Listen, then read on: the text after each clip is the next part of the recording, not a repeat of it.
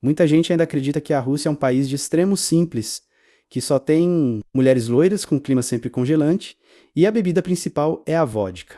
Mas isso é só parte da história.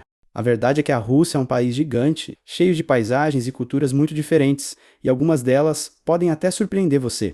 Neste vídeo, vamos mergulhar naquilo que muitos não enxergam: mulheres, etnias, repressão, censura, desigualdade, vícios enraizados, corrupção e até conexões obscuras com o crime organizado. Prepare-se, porque algumas dessas informações podem te surpreender ou até mesmo te deixar perturbado. Então fica comigo até o final do vídeo para não perder nenhum detalhe. E aproveita para se inscrever no canal se ainda não for inscrito. Dito isso, bora pro vídeo. Um dos estereótipos mais comuns é que as russas seriam todas loiras, de olhos azuis, e estariam entre as mulheres mais bonitas do mundo. Mas será que isso é mesmo verdade? Ou só mais um rótulo? É fato que muitas mulheres russas chamam atenção pela postura, pelos traços marcantes e até pela forma elegante de se vestir. Isso acontece porque em várias regiões do país, a aparência é levada a sério desde cedo. Meninas são incentivadas a manter elegância no jeito de andar, falar e se apresentar. Mas aqui vai a primeira quebra de expectativa. Nem toda russa é loira de olhos azuis. O país é enorme e abriga diferentes povos. Existem russas com pele morena, cabelo escuro, olhos puxados e traços asiáticos. Povos como os buriates, iacutos, calmucos e tártaros fazem parte da diversidade russa e não se encaixam no padrão europeu que a gente costuma imaginar. E mais, a beleza russa não se resume à aparência. Educação e disciplina também são muito valorizadas. É comum encontrar mulheres que falam várias línguas, têm ensino superior ou até pós-graduação em áreas como engenharia, matemática ou literatura. Ou seja, o que encanta muita gente é essa combinação de inteligência, presença e diversidade.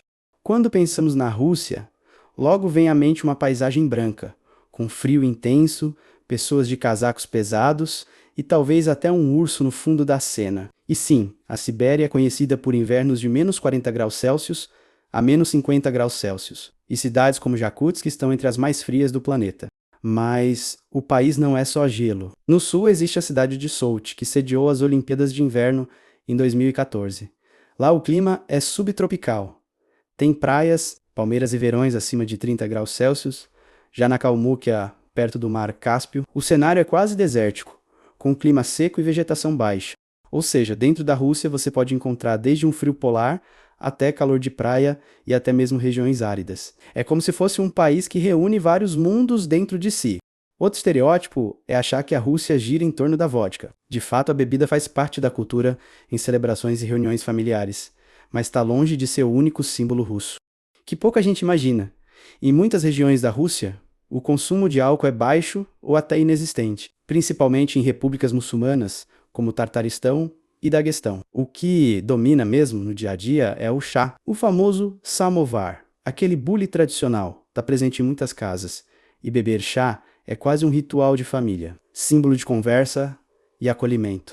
Assim como o Brasil, a Rússia é formada por muitos povos e histórias diferentes, o que torna esse país tão fascinante e único. Quando pensamos na Rússia, logo vem à mente imagens icônicas. As ruas históricas de Moscou, a grandiosa Praça Vermelha, paisagens cobertas de neve e nomes culturais como Tolstói e Tchaikovsky. Mas e se eu te dissesse que por trás dessa fachada cultural imponente existe uma realidade muito mais sombria? Hoje, no mundo moderno, a liberdade de expressão é considerada um direito básico na sociedade, mas na Rússia esse direito praticamente não existe. A antiga KGB, famoso na época da União Soviética, não desapareceu. Ele apenas mudou de nome, agora se chama FSB. A função continua a mesma: vigiar, controlar e intimidar. E quem ousa criticar o governo? Jornalistas, ativistas e opositores políticos muitas vezes acabam perseguidos, presos ou, em alguns casos, mortos. Um exemplo chocante é o de Anna Politkovskaya, jornalista assassinada em 2006, após denunciar violações de direitos humanos. Infelizmente, ela não foi a única. Muitos outros críticos do regime acabaram vítimas de acidentes misteriosos, envenenamentos ou até quedas de janelas de hotéis. Um caso recente foi o do empresário Pavel Antov, que morreu após cair da janela de um hotel em 2022, pouco depois de criticar o Kremlin. E quem não se lembra da queda do avião de Prigozhin, líder do grupo Wagner? Outro evento que gerou desconfiança no mundo inteiro. O recado é claro: quem desafia o sistema paga um preço alto. Se na Rússia não existe liberdade de expressão, naturalmente também não existe liberdade de informação. A televisão, que é o principal meio de comunicação no país, está sob controle do governo. Os telejornais não falam em guerra na Ucrânia, por exemplo. O termo usado oficialmente é Operação Militar Especial. Só chamar de guerra já pode ser considerado crime. E se a TV não mostra a realidade, será que as pessoas podem recorrer à internet? A resposta é, em parte, mas com riscos e restrições. O governo russo bloqueia sites, monitora redes sociais e até pressiona empresas de tecnologia a entregar informações dos usuários. Quem não coopera sofre restrições. O caso mais conhecido de repressão é o de Alexei Navalny, maior opositor de Putin. Ele foi envenenado e preso. Em 2024, morreu na prisão em circunstâncias nada transparentes. A mensagem por trás disso é óbvia. Qualquer um que se opuser será silenciado.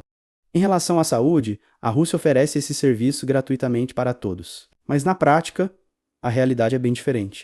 Em Moscou e nas grandes cidades, existem hospitais modernos, mas em regiões distantes como na Sibéria, a situação é precária. Muitas pessoas precisam viajar centenas de quilômetros para encontrar atendimento. Em alguns lugares, até materiais médicos básicos faltam naquela região. Na educação, a situação não é muito diferente. Apesar de o país ter universidades renomadas, a maioria das escolas públicas ainda funciona em prédios antigos e segue um modelo soviético ultrapassado. Além disso, há escassez de professores e pouco incentivo ao pensamento crítico. E por que tudo isso? Porque o sistema educacional também é usado como ferramenta ideológica. Ou seja, em vez de formar jovens criativos e questionadores, a prioridade é formar pessoas que não desafiem o sistema. Em 2013, foi criada a chamada Lei contra a Propaganda Gay, que proíbe qualquer manifestação pública de pessoas LGBT+.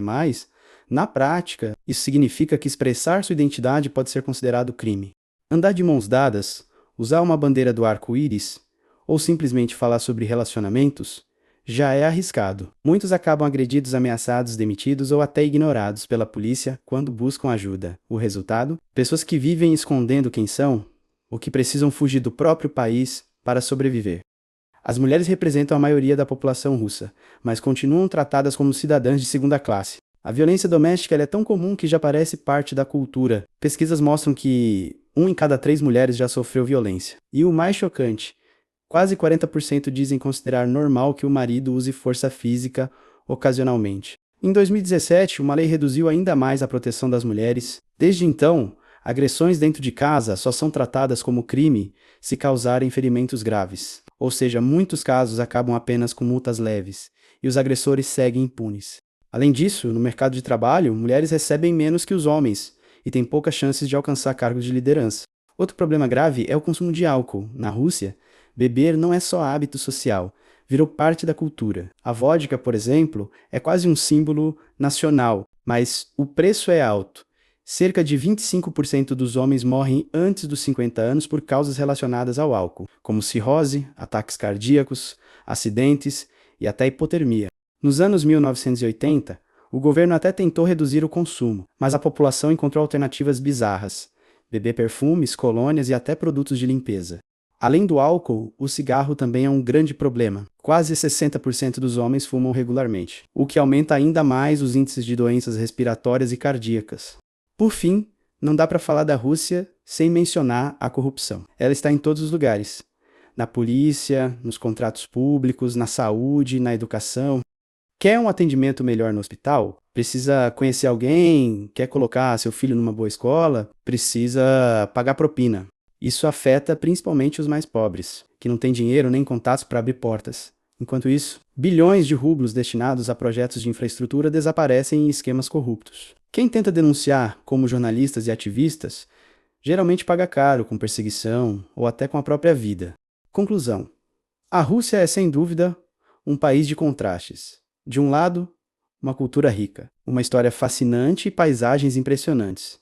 Do outro, um sistema marcado por repressão, censura, desigualdade, vícios, máfia e corrupção. Quando olhamos além da superfície, percebemos que a realidade é muito mais dura do que se imagina. E talvez essa seja a maior verdade sombria sobre a Rússia. Um lugar onde o poder, o medo e a repressão ainda falam mais alto que a liberdade e os direitos humanos. Mas o que você acha de tudo isso? Comenta aqui embaixo e não esquece de seguir a gente e deixar o joinha.